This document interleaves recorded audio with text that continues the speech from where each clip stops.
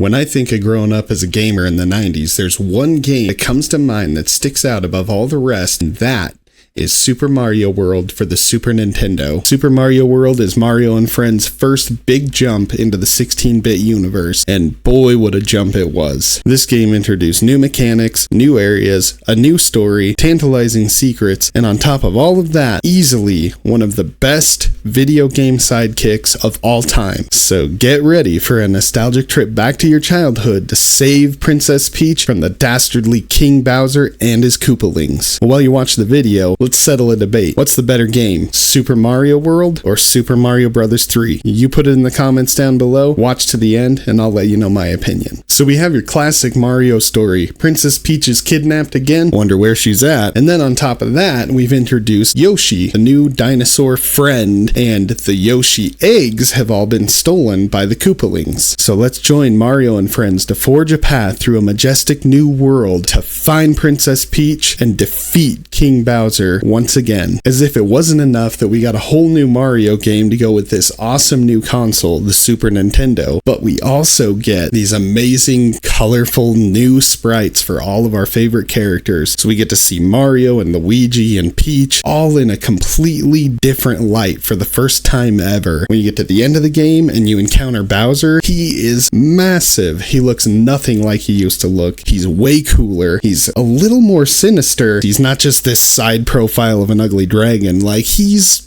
cool looking. He looks like a rock star. While you're trying to beat up Bowser, you also get to see Princess Peach make easily one of the most hilarious faces I've ever seen Princess Peach make in any game ever. How about the exciting new sidekick, Yoshi? The perfect companion for gobbling up bad guys, stomping on evildoers, and the sometimes necessary sacrifice when you need a little extra oomph after a poorly timed jump. And let's not forget that we also got some awesome new bad guys and some incredible reimaginings of the bad guys that we had in the older games. From the monstrous Bonsai Bills, to the Wigglers, to the Thwomps, to the refreshed new look from my favorite character ever, Dry Bones. The Super Nintendo really did some huge favors to an already awesome cast of bad guys. And how about the beautifully designed levels all the way from the overworld to Bowser's castle, or the fact that the map moved along with you and you were able to go back to previous worlds instead of being stuck where you were at, or the way the forest levels looked and the trees that had textures and there was a little bit of depth, and then there were the underwater levels that had this whole different ambience to them, and they introduced those horrible fish that come at you like,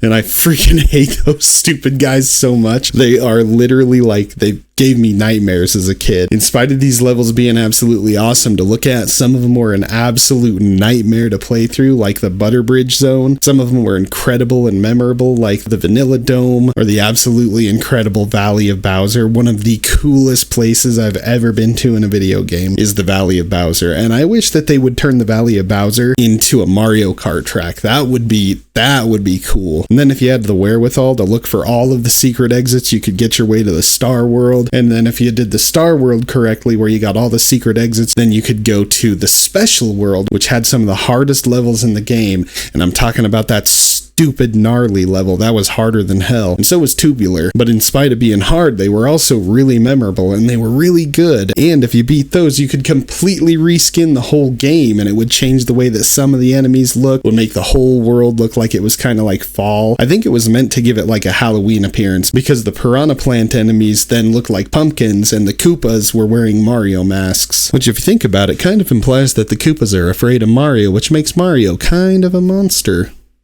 But enough about the levels, let's talk about the power-ups, because in this game, there were actually less power-ups than there were in Super Mario Bros. 3, which is a point for Super Mario Bros. 3. However, this game introduced the cape, and the cape was cool as hell, and if you were really good with the cape, you could fly all the way through a level. In fact, I did that a couple of times, if I'm being honest, on my playthrough, because there were some that it was just like, oh, I hate this level and I'm not going to waste my time and ruin my experience by trying to play through it correctly. But aside from the feather, you just had your usual, like your star and your fire flower and stuff. I guess if you really think about it, you could consider Yoshi to be a power-up, because Yoshi were affected by the shells that you would have in your mouth. So if you had a green shell, it was just normal. You could just shoot it and it'd be a green shell. If you had a red shell, you could shoot out a fireball. If you had a yellow shell, shell, Yoshi would jump and it would like thump the ground really hard and hit enemies around him. Or if you had a blue shell, the best one of all, Yoshi could fly away. And on top of the different effects from the different shells, there were different colored Yoshis too, basically doing the same thing. I remember I always wanted the blue Yoshi, so I'd always go to that one level in the Star World and I'd just get the Yoshi, then start select out of the level. And then I'd be happy and I'd be ready to play, and I'd go lose the Yoshi almost immediately because I was a little kid and I just sucked. Well, I was just a little booger picking moron. To say that I have a lot of memories with this game would be a complete and total understatement, because honestly, I still have a copy of this game that's been around since I was a little kid. I think I might even have 2 copies of it, and on one of those copies is my big brother's save file, and I can't remember if he 100% of the game or not, but it was damn close if it wasn't, and I could still go back and load that up, and the last time I tried it, it still had the memory. It had not been wiped out. I used to play this game for hours and hours with my big brother. He would make me be Luigi, of course, because he's a big brother, and as we all know, if you're a little brother, big brothers are scoundrels. It's the facts of life. Facts of life. Sorry, brother. You're a scoundrel. I need to do a video one day with my brother. You guys would love that. I didn't just play with my brother. I also used to go over to my grandma's house because we did the newspaper route first thing in the morning, and my brother would bring over the Super Nintendo and we'd play with my cousin. We'd stay up all night playing video games, and then we'd go out at like 2 or 3 in the morning, deliver the newspapers, then we'd come back, our grandma would feed us some breakfast, and we'd all crash and sleep the day away. And I always like to spend my time playing the game practicing with that cape, because I wanted to be good enough to skip over the parts that I hated or that I couldn't figure out. And there were a handful of parts that I really struggled with, so it was worth it for me to take the time to learn that. And then once I got good enough to actually go get my own Yoshi and fly around and do whatever I wanted, it was just all about exploring and finding the secret exits. Now, when I was a kid, I never 100%ed this game, but when I did my playthrough recently, I got everything, and it took me a little while because some of the castles were a little harder than I remember, like the Forest of Illusion castle. That was horrendous. I'm not that good, but I just spent so much time trying to chase down these little things like the blue Yoshi and the cape and all that stuff, and then just looking for secrets and secret exits, even though I didn't realize that the color of the level, like the little dot on the map,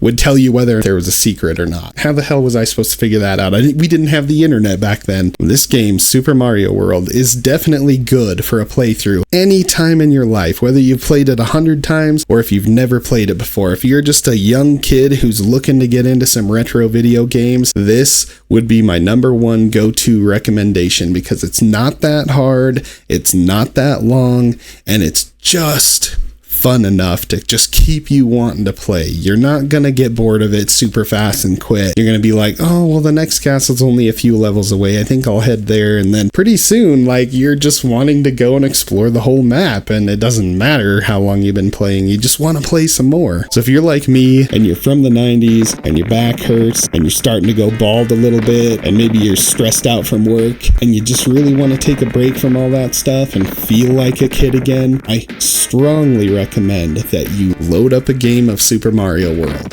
and feel like a kid again. And if you don't have a way to do that, but you still want to feel like a kid again, then click on this video here and let's reminisce another classic game from our childhoods together.